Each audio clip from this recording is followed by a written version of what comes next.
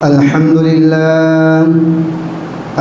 لله نحمده ونستعينه ونستغفره ونعوذ بالله من شرور أنفسنا ومن سيئات أعمالنا من يهده الله فلا مضل له ومن يضلله فلا هادي له ونشهد أن لا إله إلا الله وحده لا شريك له وأشهد أن محمدا عبده ورسوله আসলে মিরাজটা কি?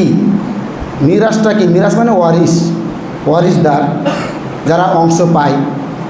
ইসলামিক পরিভাষায় শরীয়তের পরিভাষায় এই ইরস বা মিরাজ বা ফারায়েজ এটা বলা হয় যে এটা আবিধানিক যেটা অর্থটা হুয়া ইন্তিকালুশ শাই মিন কওমিন ইলাল আখারিন, যে একটা সম্পদের মালিক একজন ছিল, একটা টাকার মালিক একজন ছিল, একটা মালের মালিক একজন ছিল, সেটা পরিবর্তন হয়ে আরেকজনের কাছে চলে যাওয়া, এটাকে আবিধানিক বলা হয়। ফারায়েজের আবিধানিক বা ইরসের আবিধানিক, মিরাসের আবিধানিক অর্থ। এবং পারিভাষিক যেটা অর্থ বলা হচ্ছে সেটা হলো হুয়া ইন্তিকালুল মিলকিয়াতি মিনাল মাইয়িত, যে মৃত ব্যক্তির মালিকানাধীন যে সম্পত্তি ছিল, সম্পদ ছিল, মাল ছিল, টাকা পয়সা ছিল, সেটা পরিবর্তন হয়ে যাওয়া, স্থানান্তরিত হয়ে যাওয়া ইলা ওয়ারাসাতিহিল আহইয়া, যে তার জীবিত যারা ওয়ারিসদার রয়েছে তাদের কাছে চলে যাওয়া, তাদের কাছে চলে যাওয়া। কেন যাবে?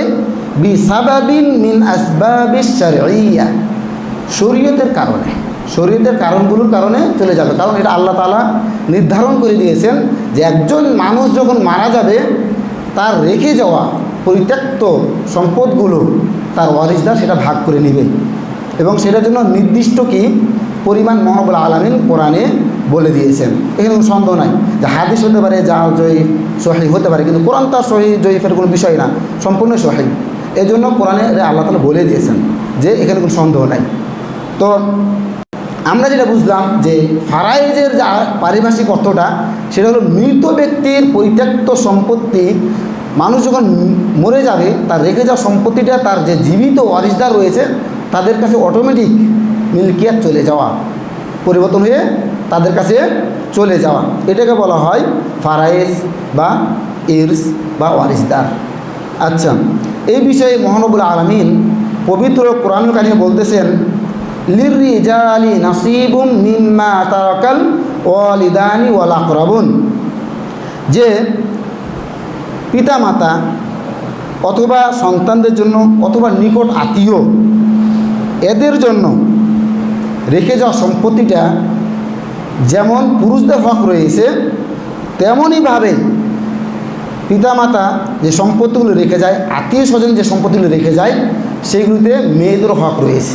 ওয়ালিন নিসাই নাসিবুম মিম্মা তারাকাল ওয়ালিদানি ওয়াল আকরাবুন, এটা মেয়েদের অংশটা সেটা কমও হতে পারে অথবা কি বেশিও হতে পারে, এতে কোনো সমস্যা নাই। পুরুষদের ক্ষেত্রেও সম্পত্তি কমও হতে পারে অথবা বেশি হতে পারে, এটা আল্লাহ কর্তৃক কি নির্ধারিত অংশ। এই আয়াত থেকে আমরা বুঝতে পারি যে একজন বাবার পরিত্যক্ত সম্পত্তিতে, একজন মৃত ব্যক্তির পরিত্যক্ত সম্পত্তিতে যেমন পুরুষদের হক রয়েছে তেমনইভাবে মহিলাদেরও হক রয়েছে, তবে কম বেশি। যেমন উদাহরণস্বরূপ আমরা দিতে পারি যে একজন বাবার একজন ছেলে একজন মেয়ে, তাহলে ছেলে যতটুকু পাবে তার অর্ধেক তার মেয়ে পাবে, ভাই যতটুকু পাবে তার অর্ধেক একজন মেয়ে পাবে।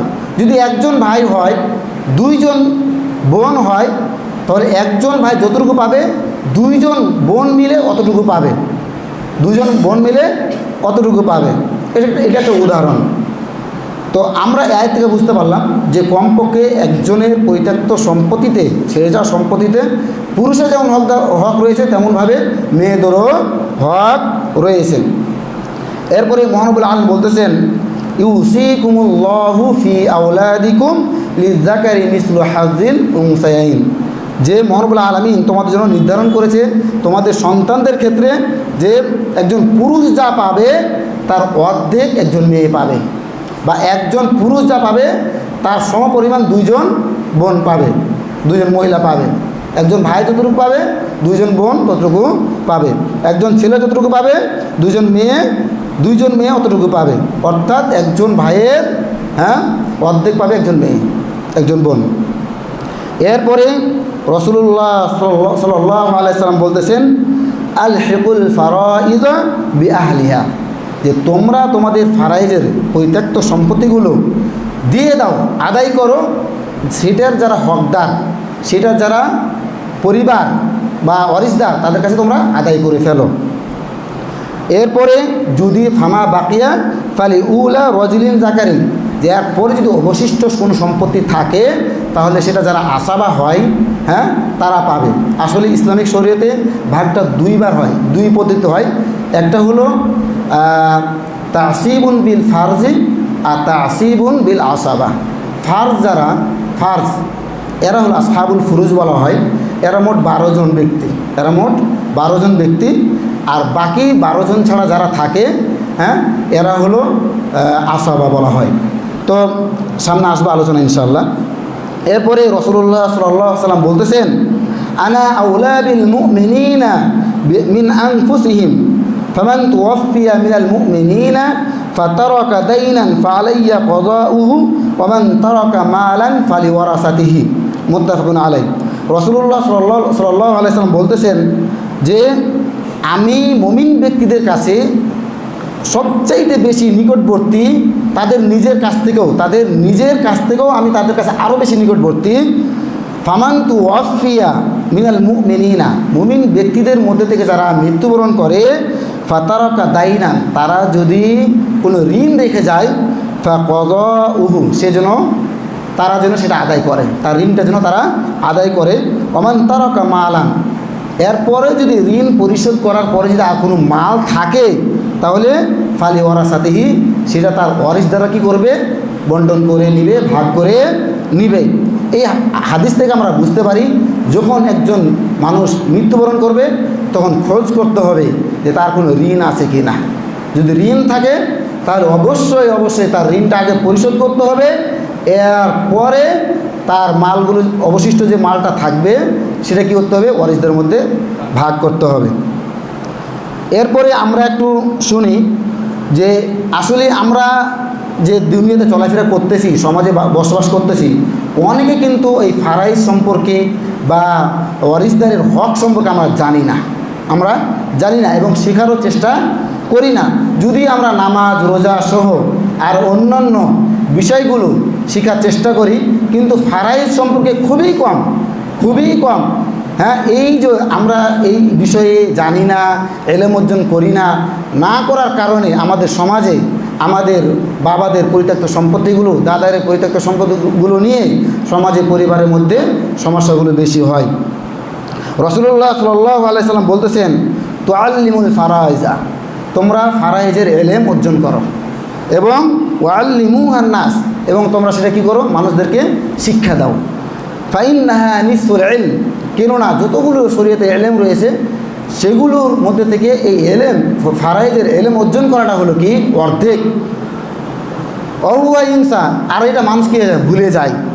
অহুয়া আউয়ালু শাইইন আনজা মিন উম্মতি, এবং রাসূলুল্লাহ সাল্লাল্লাহু আলাইহি সাল্লাম বলতেছেন যে আমার উম্মতের মধ্য থেকে শেষ জামানায় এই ফারাইজের জ্ঞান, ফারাইজের বিষয়টা উঠিয়ে নেওয়া হবে।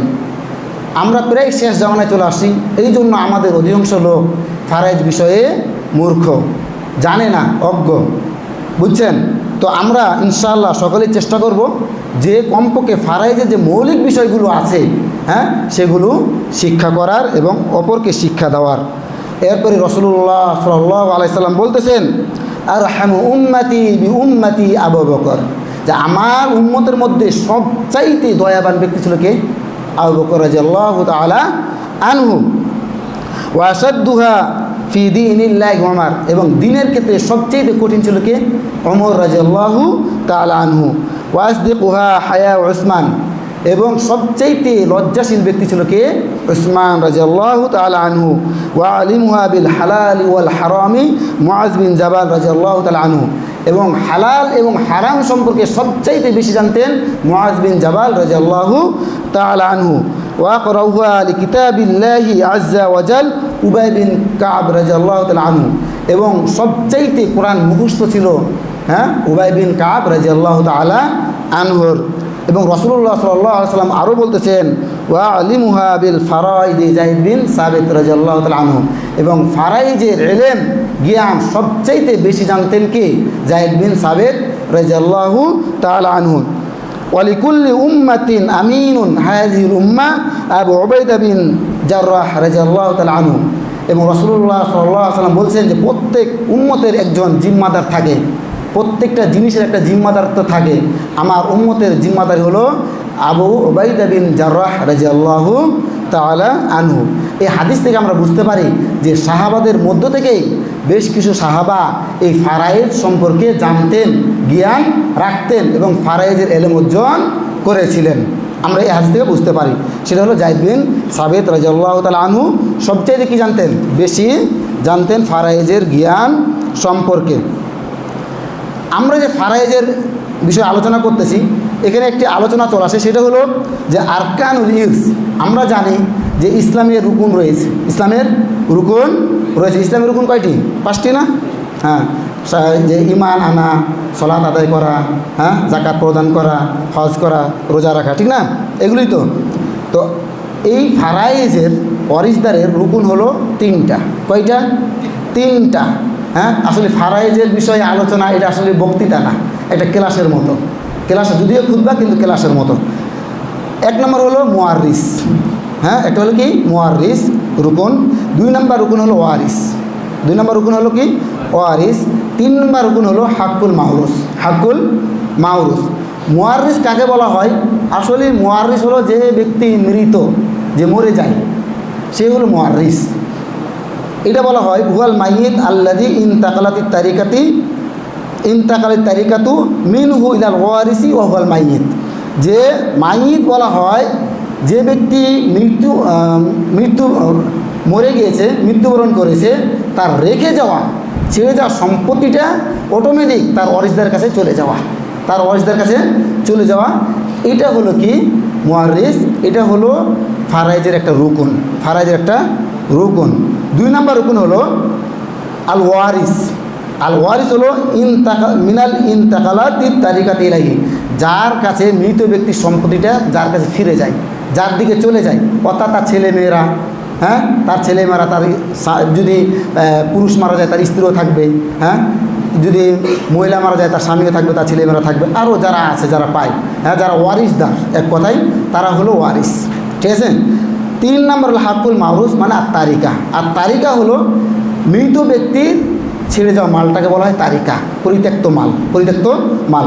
তাহলে আমরা জানলাম যে ফারায়েজের বা ইরসের রুকুন হলো কয়টা? 3টা। 1 নম্বর হলো মৃত ব্যক্তি, 2 নম্বর হলো মৃত ব্যক্তির ওয়ারিসদার যারা জীবিত থাকে, আর 3 নম্বর হলো মৃত ব্যক্তির পরিত্যক্ত সম্পদ বা টাকা পয়সা, যে মাল, যে বাড়ি গাড়ি থাকে সেটা। এরপরে ওমানা তারিকাতুল মাইয়িত, মৃত ব্যক্তির পরিত্যক্ত সম্পত্তির অর্থ হলো মা ইতরাকাহুল মাইয়িত মিনাল মাল। যে মৃত ব্যক্তি যে মালটা রেখে যায়, মৃত ব্যক্তি যে মালটা রেখে যায় তাকে বলা হয় আত তারিকা। ওয়া তাআল্লাকু বিতারিকাতি খামসাতু হুকুকিন। যে একজন মানুষ যখন মারা যায়, মারা যাওয়ার সাথে সাথে তার সাথে 5টা জিনিস সম্পৃক্ত থাকে। কয়টা জিনিস? 5টা জিনিস সম্পৃক্ত থাকে, খুবই গুরুত্বপূর্ণ এবং এটা সবাইকেই জেনে রাখা উচিত, সবার জেনে রাখা উচিত। যেমন 1 নম্বর হলো তাজহিজুল মাইয়িতি মিনাল বিল কাফনি ওয়া দাফনি লাইকি বিসূরাতিল মু'তাদিলাতি লা ইসরাফিন ওয়ালা তাফতিরিন ফিহা। একজন মানুষ যখন মৃত্যুবরণ করবে, মারা যাবে, তখন তার জন্য প্রথম কাজ হলো তার যে টাকা পয়সাগুলো আছে, তার যে সম্পদগুলো আছে, যেগুলো রেখে গিয়েছে, সেগুলো থেকে তার জন্য কাফনের ব্যবস্থা করা। কি করা? কাফনের ব্যবস্থা করা। আর সাথে সাথে তার দাফনের ব্যবস্থা করা। অনেক সময় তার জমি না থাকতে পারে, তো অন্য কোনো গোরস্থানে নিয়ে গেছে, কবরস্থানে নিয়ে গেছে, মাটি দিতে দেয় না, তখন কী করবে? জমি কিনে হয়তো তাকে মাটি দিবে। অথবা বাঁশ নাই, বাঁশ লাগে, কোনো পাটি লাগে, পাটি বলে আমাদেরকে, শোক পাটি, বুঝছেন কিনা, বা চাটাই এগুলো লাগে, অনেক সময় মাটি দিতে লাগে। হ্যাঁ, তো তার দাফনের ব্যবস্থা করা, তার কাফনের ব্যবস্থা করা, যে কাপড়টা কিনতে হয় বা যেগুলো কিনতে হয় সেগুলোতে ব্যবস্থা। কিন্তু এই কেনার ক্ষেত্রে কোনো বেশি ব্যয় করা যাবে না, অপচয় করা যাবে না, এবং কার্পণ্য করা যাবে না, অপচয় করা যাবে না। লা ইসরাফিন ওয়ালা তাফতিরিন, মানে কার্পণ্য করা যাবে না। তো একজন মানুষ যখন মারা যাবে, প্রথম কাজ কি? তার কাফন দাফনের ব্যবস্থা করা। 2 নম্বর কাজ হলো কযাউ দাইনিল মুতাওয়াফি। যখন একজন মানুষ মারা যাবে, তখন তার যদি কোনো ঋণ থাকে, তাহলে তার ঋণটা কী করতে হবে? আদায় করতে হবে। তার সম্পত্তি থেকে যদি হয়, সেটা আদায় করতে হবে, তার ঋণটা আদায় করতে হবে। 2 নম্বর কাজ। কেননা রাসূলুল্লাহ সাল্লাল্লাহু আলাইহি ওয়াসাল্লাম বলেছেন যে আমরা যে ব্যক্তি ঋণ রেখে যায়, তার জানাজা করি না, তার জানাজা পড়ি না। অর্থাৎ কোনো ব্যক্তি যদি তার সামাজিক জীবনে চলাফেরার ক্ষেত্রে কোনো ঋণ রেখে যায়, ঋণটাকে পরিশোধ করতে হবে তার সম্পত্তি থেকে, এরপরে জানাজার ব্যবস্থা করতে হবে। তাহলে 1 নম্বর কি? কাফন দাফনের ব্যবস্থা করা। 2 নম্বর তার ঋণ পরিশোধ করা। 3 নম্বর কাজ হলো আল ওয়াসিয়াতু লিগাইরি ওয়ারিসি বিসুলুসি ফাকাল্লু আউলিল ওয়ারিসি বিইজাজাতিল ওয়ারাসাতি। যে একজন মানুষ যখন মৃত্যুবরণ করে, তার 3 নম্বর কাজ হলো ওই ব্যক্তি যদি কোনো ওসিয়ত করে যায়, তাহলে সেই ওসিয়তটা পূর্ণ করা। তবে ওসিয়তটা যদি সে যদি বলে যে পুরা সম্পত্তি, তাহলে হবে না। 3 ভাগের 1 ভাগ, সর্বোচ্চ কয় ভাগের 1 ভাগ? 3 ভাগের 1 ভাগ। 3 ভাগের 1 ভাগ ওসিয়ত সম্পর্কে আলোচনা আসতেছে একটু পরে বিস্তারিত। তো 1 নম্বর কাজ বললাম কাফন দাফনের ব্যবস্থা করা। 2 নম্বর হলো কি? ঋণ পরিশোধ করা। 3 নম্বর কোনো ব্যক্তি যদি ওসিয়ত করে যায়, সেই ওসিয়তটা পূর্ণ করা। তবে ওসিয়ত করার ক্ষেত্রে অবশ্যই লক্ষণীয় যে কোনো তার ওয়ারিসদারকে কোনো সম্পত্তি দিয়ে যেতে বলবে বেশি, এটা হবে না, এটা হয় না, ইসলাম এটা দেয় না, অনুমতি দেন নাই, বুঝছেন? কেননা রাসূলুল্লাহ সাল্লাল্লাহু আলাইহি ওয়াসাল্লাম বলছেন যে ওয়ারিসদারের জন্য কোনো ওসিয়ত নাই, আল ওয়াসিয়াতু লিওয়ারিসিন, হাদিসটা আল ওয়াসিয়াতু লিওয়ারিসিন। তো রাসূলুল্লাহ সাল্লাল্লাহু আলাইহি ওয়াসাল্লাম যেহেতু বলছেন যে ওয়ারিসদারের জন্য কোনো ওসিয়ত নাই, অনেকে আছে যে আমার ছেলে খুব ছোট, সে বড় হয়ে, তোমাদের তো সম্পত্তি অনেক হয়ে গেছে, আমার ছেলে ছোট, বড় হয়ে কী করবে না করবে, তাকে আমি 5 শতক বেশি জমি দিই, 10 শতক জমি বেশি দিয়ে যাই, তোমরা তাকে দিও, এরকম ওসিয়ত কোনো চলবে না। তবে যদি তার ওয়ারিসদারের মধ্যে কেউ যদি অনুমতি দেয়, সবাই যদি অনুমতি দেয়, তাহলে হতে পারে, তারপরও না হওয়াটাই ভালো, যেহেতু রাসূলুল্লাহ সাল্লাল্লাহু আলাইহি ওয়াসাল্লাম বলছেন আল ওয়াসিয়াতু লিওয়ারিসাতিহি। তো আমরা 3 নম্বর কাজ পাইলাম যে ওসিয়ত পূর্ণ করতে হবে। 4 নম্বর কাজ হলো যে ওই ব্যক্তি যদি কোনো তার সম্পত্তিতে জাকাত থাকে, জাকাত বা ইসলামিক শরীয়তে যে জিনিসগুলো দিতে হয় সেগুলি থাকে, সেটা বাস্তবায়ন করা, সেটা পূর্ণ করা। তাহলে 1 নম্বর কী পেলাম? কাফন দাফনের ব্যবস্থা করা। 2 নম্বর ঋণ পরিশোধ করা। 3 নম্বর ওসিয়ত পূর্ণ করা। 4 নম্বর ইসলামিক শরীয়তে যদি কোনো তার ঋণ থাকে বা থাকে, যেমন জাকাত, এরকম যদি থাকে, তাহলে সেটা পরিশোধ করা, অথচ কেউ তার কাছে কিছু আমানত রাখলো, সে আমানতটা পরিশোধ করা। এরপরে 5 নম্বর হলো যে একজন মৃত ব্যক্তি যদি কিছু রেখে যায়, তাহলে এইগুলো শোধ করার পরে যে সম্পত্তি থাকবে সেটা তার ওয়ারিসদের মধ্যে বন্টন করে নেওয়া। তো আমরা জানছিলাম যে ওসিয়ত তো ওসিয়ত সম্পর্কে কিছু আলোচনা। রাসূলুল্লাহ সাল্লাল্লাহু আলাইহি ওয়াসাল্লাম বলছেন মা হাক্কুম রিইন মুসলিমিন লাহু শাইউন ইরিদু আন ইউসিয়া ফিহি ইয়াবিতু লাইলাতাইনি ইল্লা ওয়াসিয়াতুহু মাকতুবাতুন ইনদাহু। যে কোনো মুসলিম ব্যক্তির জন্য উচিত হবে না যে সে ওসিয়ত করে যাবে না, ওসিয়ত না করে ইয়াবিতু লাইলাতাইনি 2 দিন রাত যাপন করবে, অতিবাহিত করবে, কিন্তু তার কাছে কি কোনো ওসিয়তনামা লিখিত ওসিয়তনামা নেই, এটা কোনো ব্যক্তির জন্য কি না, উচিত না, কোনো মুসলিম ব্যক্তির জন্য উচিত না। যে একজন মুসলিম ব্যক্তি সে এমনিতেই রাত্রি যাপন করছে, কোনো ওসিয়তনামা লেখা রাখে নাই, ওসিয়তনামা লেখা রাখে নাই, হ্যাঁ, এটা তার জন্য উচিত নয়। প্রত্যেক মুসলিম ব্যক্তির জন্য উচিত হলো সে একটা ওসিয়তনামা লিখে যাবে যে আমার সম্পদগুলো এখানে এখানে আছে, এত পরিমাণ সম্পদ আছে, আর মৃত্যুর পরে এই সম্পদগুলো এভাবে এভাবে বন্টন হবে। এইটা হলো একজন মুসলিম ব্যক্তির জন্য কি কর্তব্য কাজ। তো এই জন্য বলতেছি যে একজন মুসলিম ব্যক্তির উচিত হবে সেই জন্য কোনো একটি ওসিয়তনামা লেখা রাখে সবসময়, যে এটা তার ওয়ারিসদেরকে দেখানো দরকার নাই, হ্যাঁ, ওয়ারিসদারদের দেখানো কোনো প্রয়োজন নাই, সে লেখে রাখবে। সে মৃত্যুবরণ করার পরে যেন তার ওয়ারিসদাররা কোনো খুঁজে বাই করে যেন সে ওসিয়তনামার জন্য পায়। এরপরে আমরা বললাম একটু আগে যে ওসিয়ত করার ক্ষেত্রে সর্বোচ্চ থেকে 3 ভাগের 1 ভাগ, যতটুকু সম্পদ আছে সর্বোচ্চ 3 ভাগের 1 ভাগ ওসিয়ত করা যাবে, এর বেশি করা যাবে না। হাদিস রাসূলুল্লাহ সাল্লাল্লাহু আলাইহি ওয়াসাল্লাম বলছেন, আন সাদ বিন আবি ওয়াক্কাস রাদিয়াল্লাহু তাআলা আনহু বর্ণিত, তিনি বলতেছেন যে কুলতু ইয়া রাসূলুল্লাহ, হে আল্লাহ রাসূল সাল্লাল্লাহু আলাইহি ওয়াসাল্লাম, আনা যু মালিন, আমি প্রচুর মালের অধিকারী, আমার অনেক সম্পদ, ওয়ালা ইয়ারিসুনি ইল্লা ইবনাতুন লি ওয়াহিদা, আমার কোনো ওয়ারিসদার নাই, শুধুমাত্র আমার কি রয়েছে, একজন মেয়ে রয়েছে, ইবনাতুন, হ্যাঁ, একজন মেয়ে রয়েছে। আফা আতাসাদ্দাকু বিসুলুসাই মালি, আমি কি আমার সম্পদ থেকে 3 ভাগের 2 ভাগ দান করে দেব? 3 ভাগের 2 ভাগ? ওয়ালা রাসূলুল্লাহ সাল্লাল্লাহু আলাইহি ওয়াসাল্লাম বললেন, না, 2 ভাগের 3 ভাগে 2 ভাগ সদকা করা যাবে না, ওসিয়ত করা যাবে না। তখন তিনি বললেন যে আফা তাসাদ্দাকু বিশাতরিহি, যে আমার যে সম্পদগুলো আছে তার অর্ধেক আমি দান করে দেব, অর্ধেক। রাসূলুল্লাহ সাল্লাল্লাহু আলাইহি ওয়াসাল্লাম বললেন, না, অর্ধেকও দান করা যাবে না, ওসিয়ত করা যাবে না। এরপরে রাসূলুল্লাহ সাল্লাল্লাহু আলাইহি ওয়াসাল্লাম এরপরে সাদ বিন আবি ওয়াক্কাস রাদিয়াল্লাহু আনহু বললেন যে আফা তাসাদ্দাকু বিসুলুসিহি, তাহলে কি আমি 3 ভাগের 1 ভাগ দান করে দেবো, সদকা করে দেবো? তখন রাসূলুল্লাহ সাল্লাল্লাহু আলাইহি ওয়াসাল্লাম বললেন, আসুলুস, মানে 3 ভাগের 1 ভাগ, অসুলুস কাসির, এই 3 ভাগের 1 ভাগই হলো কি বেশি। এরপরে রাসূলুল্লাহ সাল্লাল্লাহু আলাইহি ওয়াসাল্লাম একটি গুরুত্বপূর্ণ কথা বলেছেন, সেই কথাটি হলো, ইন্নাকা আন তাযারা ওয়ারাসাতাকা আগনিয়া খায়রুন মিন আন তাযারা আলাতান ইয়াতাকাফফুনা আন-নাস, যে তুমি কি চাও যে তোমার যারা ওয়ারিসদার রয়েছে তারা তুমি মাল সদকা করে দেওয়ার কারণে, মাল ওসিয়ত করে দেওয়ার কারণে তোমার ওয়ারিসদার যারা রয়েছে অন্যের কাছে হাত পাতবে, হাত তুলে হাত পেতে খাবে, চলবে, চাইবে? এটার থেকে উত্তম হলো তুমি তোমার ওয়ারিসদারকে ধনী করে রেখে যাবা, এটাই হলো উত্তম। অন্যের কাছ থেকে হাত পাতানো থেকে বিরত রেখে, হ্যাঁ, তুমি তোমার ওয়ারিসদারকে ধনী রেখে যাবা, এটা হলো উত্তম। এটা কি উত্তম? অর্থাৎ আপনি যদিও আপনার জন্য আপনি আপনার সম্পদ থেকে কিছু ওসিয়ত করতে চান, তাহলে 3 ভাগের 1 ভাগের উপরে পারবেন না, যত কম পারা যায়।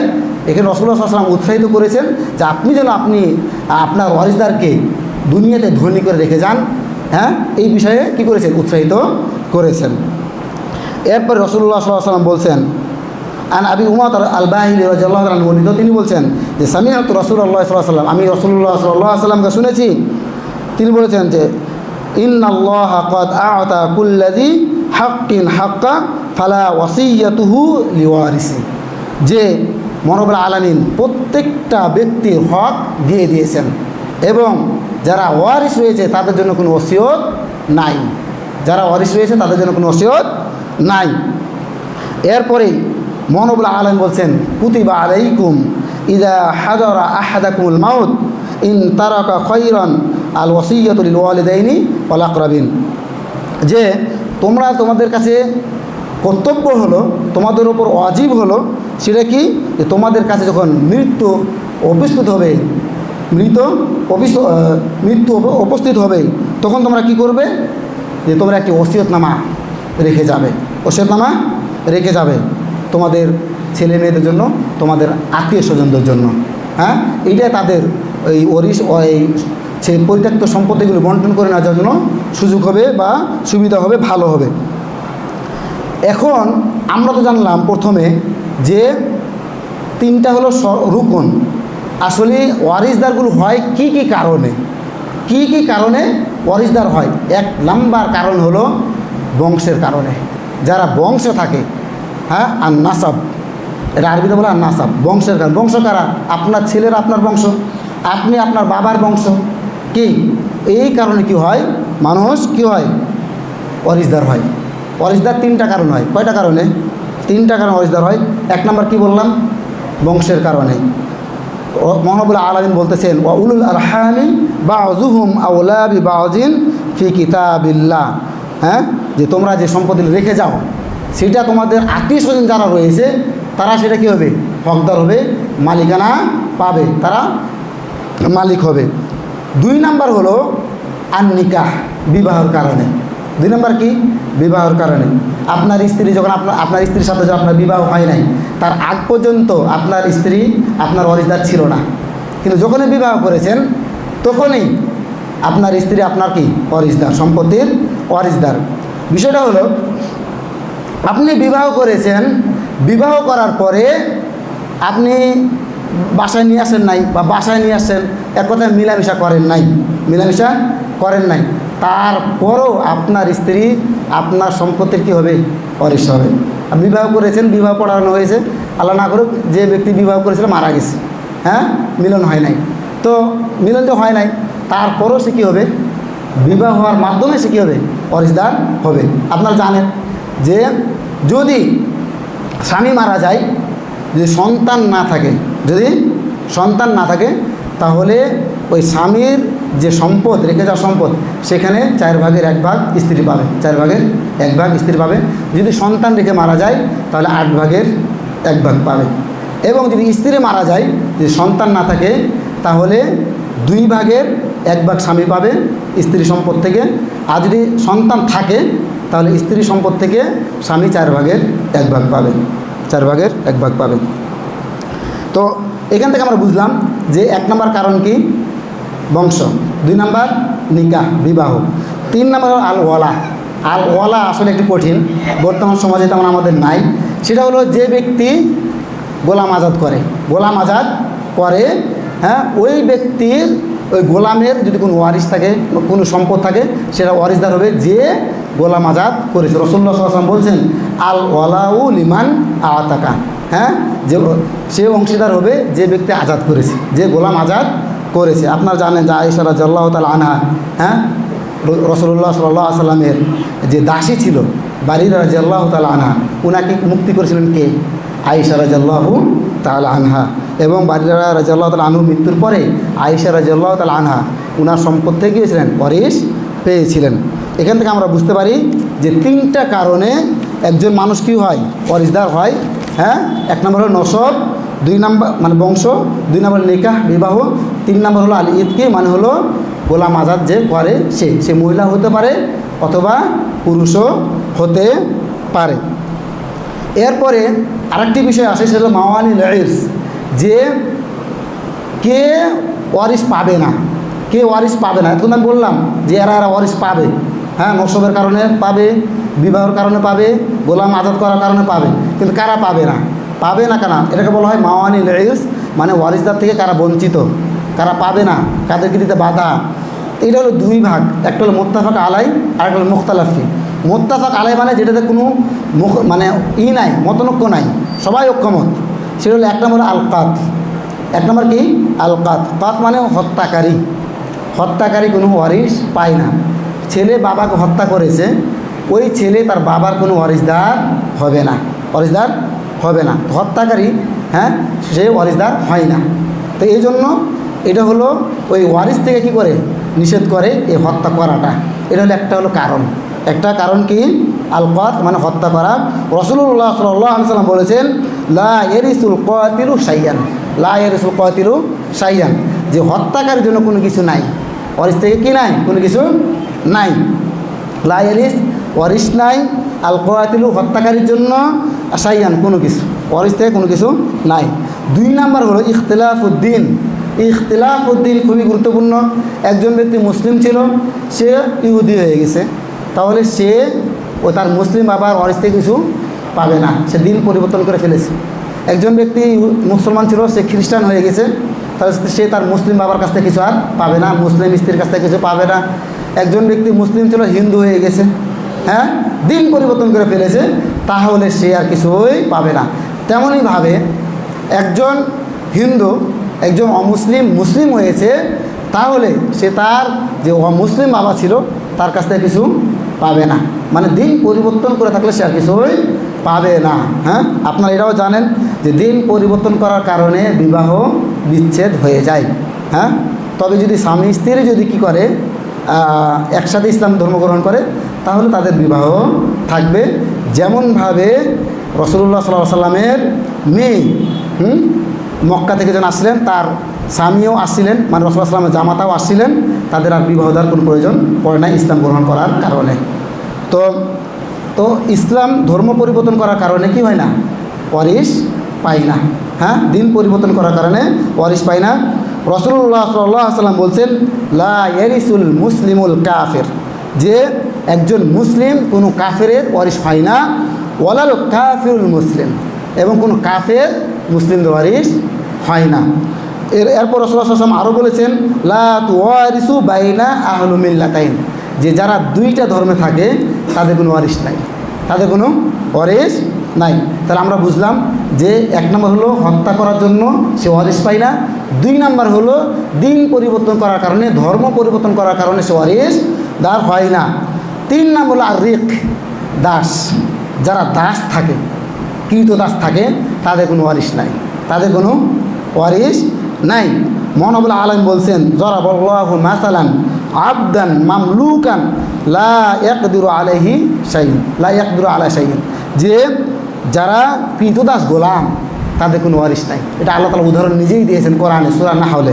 হ্যাঁ, এরপরে রাসূলুল্লাহ সাল্লাল্লাহু আলাইহি ওয়াসাল্লাম বলছেন, মান বা আবদান ফামালুহু লিল বাই, যে ব্যক্তি কোনো দাস ক্রয় করে তার মালটা হলো কি না, কোনো ব্যক্তি যদি কোনো দাস বিক্রয় করে তার বিক্রয় করার সম্পত্তি হলো তার, ওই বিক্রেতার, দাসের হয় না। যদি যে ক্রেতা সে যদি কোনো শর্ত না করে, তাহলে যে ব্যক্তি দাস বিক্রি করবে সে মালটা কার, যে বিক্রি করবে তারই, দাসের কোনো কি নাই, ওয়ারিশ নাই। তাহলে কয়টা ওয়ারিশ নাই? এক নম্বর হলো হত্যা, দুই নম্বর হলো দিন পরিবর্তন করা থাকলে, তিন নম্বর হলো কোন দাসের ওয়ারিশ নাই। আরেকটা বলছিলাম যে আল মুখতালাফ ফিহি, যেটাতে মুখতালাফ মানে মতনক্য আছে, সেটা এক নম্বর হলো আর নবুয়া। আন নবুয়া, নবুয়া মানে কি? যারা নবুয়াত প্রাপ্ত হয়, নবুয়াত প্রাপ্ত কারা হয়? নবীগণ, নবীগণ নবুয়াত প্রাপ্ত হয়। তো নবীগণ যে সম্পত্তি রেখে যায়, সম্পদ রেখে যায়, সেটা তাদের যে ছেলেমেয়েরা রয়েছে, ওয়ারিশদার রয়েছে, তারা ওয়ারিশদার হয় না, তারা ওয়ারিশদার হয় না। রাসূলুল্লাহ সাল্লাল্লাহু আলাইহি ওয়াসাল্লাম মৃত্যুর পরে ফাতিমা রাদিয়াল্লাহু তাআলা আনহা, রাসূলুল্লাহ সাল্লাল্লাহু আলাইহি ওয়াসাল্লামের মেয়ে ফাতিমা রাদিয়াল্লাহু তাআলা আনহা ইসলামের প্রথম খলিফা হযরত আবু বকর রাদিয়াল্লাহু তাআলা আনহুর কাছে গিয়েছিলেন, যে বলেছিলেন যে রাসূলুল্লাহ সাল্লাল্লাহু আলাইহি ওয়াসাল্লাম আমার পিতা, উনি তো অনেক সম্পদ রেখে গিয়েছেন, খাইবারের সম্পদ ছিল, এই জায়গাতে সম্পদ ছিল, তা আমাদেরকে তো কোনো সম্পদ দিলেন না। তখন আবু বকর রাদিয়াল্লাহু তাআলা আনহু বলেছিলেন যে রাসূলুল্লাহ সাল্লাল্লাহু আলাইহি ওয়াসাল্লাম বলেছেন, লা নুওয়ারিসু মা তারাকনাহু সাদাকা, যে নবীরা কোনো ওয়ারিশ রেখে যায় না, নবীরা যা রেখে যায় তা খয়রাতে, হ্যাঁ, বাইতুল মালে জমা হয়, বাইতুল মালে জমা হয়, রাষ্ট্রীয় যে টাকা পয়সা রাখার জায়গা সেখানে জমা হয়, বুঝছেন?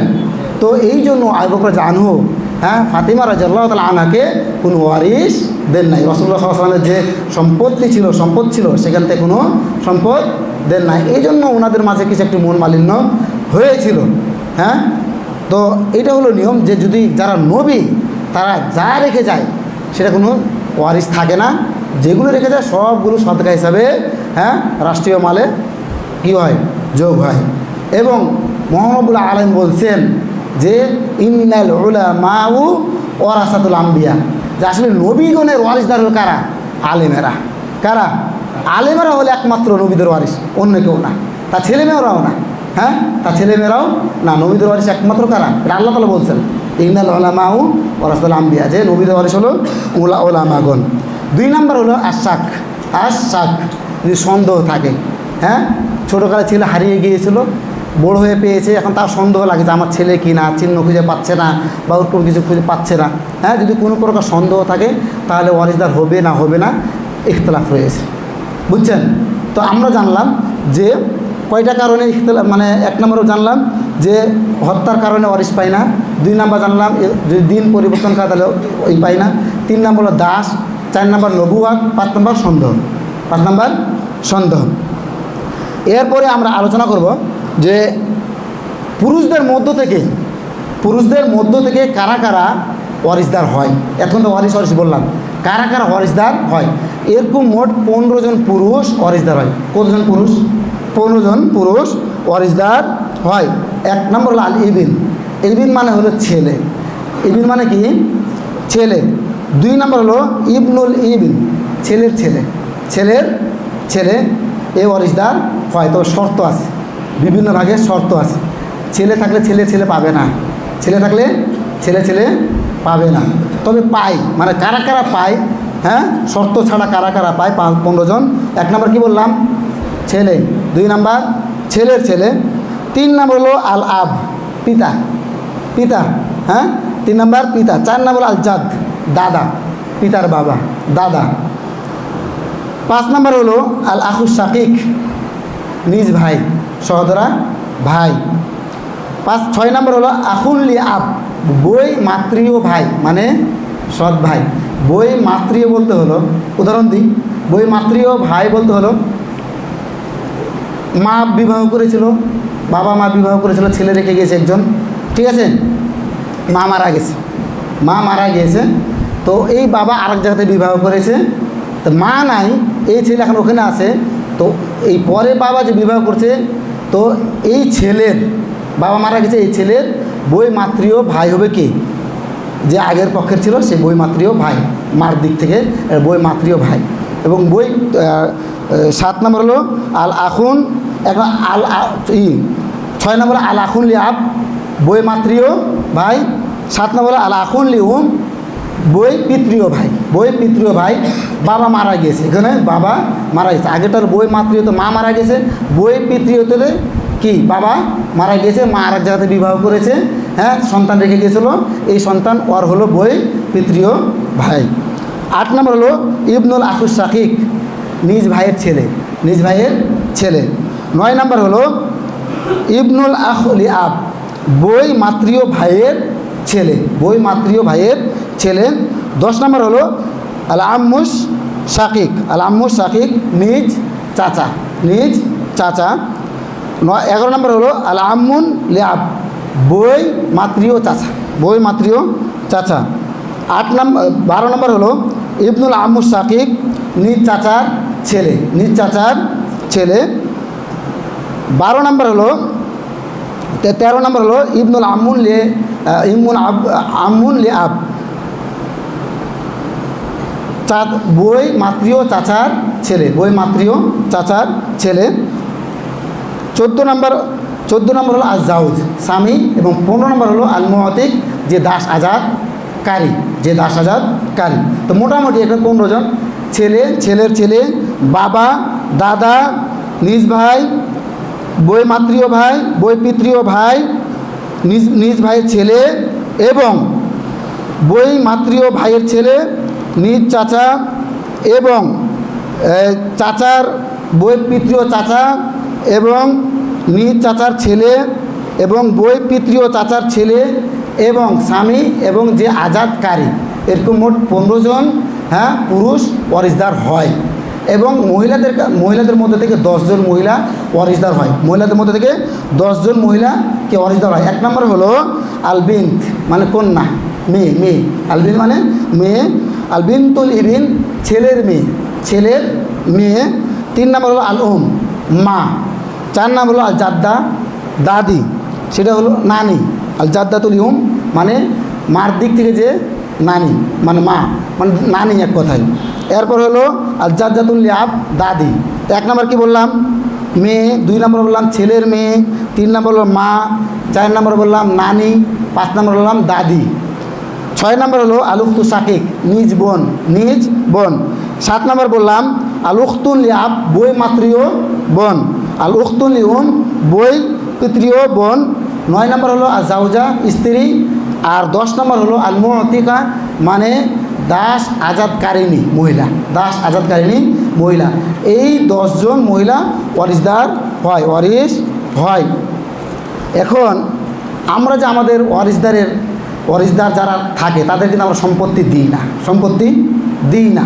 আমাদের সমাজে এরকম অনেক আছে যে ভাই বোনদের কী করে না, ওয়ারিস দেয় না, বা বোন যদি ক্ষমতাশীল হয় তো ভাইকে দেয় না, বোন যদি বড় হয় ভাইদেরকেও দিতে চায় না। একটা হাদিস বলি, রাসূলুল্লাহ সাল্লাল্লাহু আলাইহি ওয়াসাল্লাম বলেছেন, সাহাবাদেরকে বললেন যে আতাদরুনা মানিল মুফলিস। হাদিসটি খুবই গুরুত্বপূর্ণ।